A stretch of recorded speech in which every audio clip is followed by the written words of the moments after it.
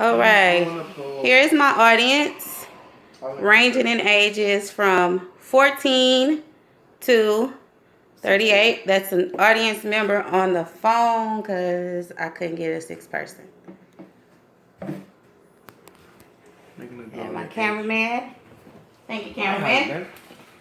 All right. I would like to first thank you all for joining me this evening to discuss a very important topic with y'all. It's an experience that I had a couple months ago where I literally experienced the phrase, turn around, don't drown. We all know that when Hurricane Harvey was going to hit, we would experience historical rains. However, I didn't really truly realize that I would find myself in a life-threatening situation. The day started off as normal. I was scheduled to work from 4 p.m. until 2 a.m. in the morning, driving Metro buses. I actually wanted to call off, but since it was a new job, I wanted to give a good impression, and so I went to work. Everything started off normally.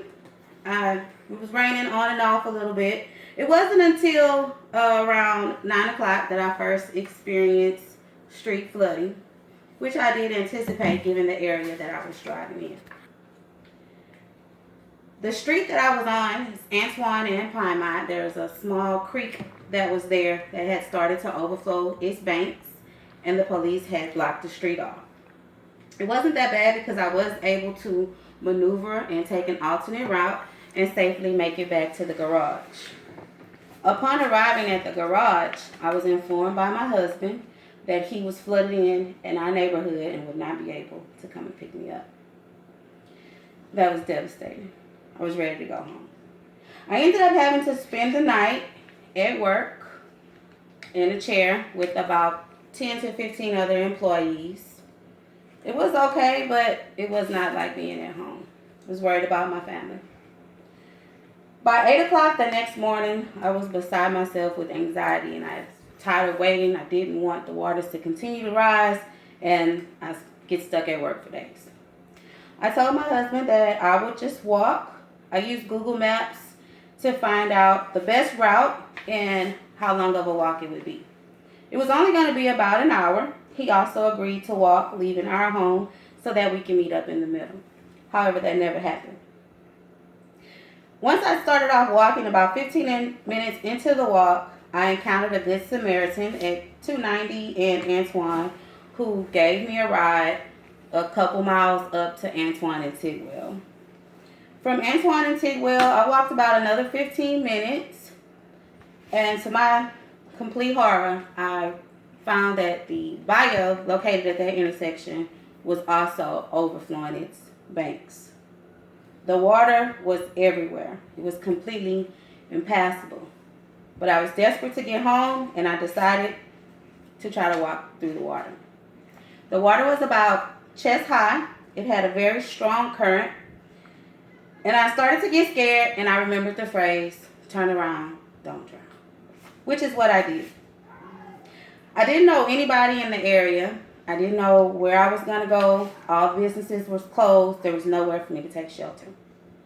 As I started to walk back towards the direction that I came from, I didn't know what I was going to do.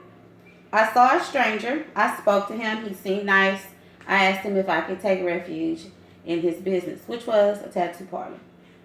However, after being there for about 10 minutes, I quickly realized that it was more than just a tattoo parlor.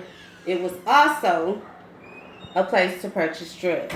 And they were also using drugs openly there. Even though they were really nice, I was very scared, but I had no other option but to stay there, and so I did. It made me think of the phrase that you hear all the time as a child, by not judging a book by its cover.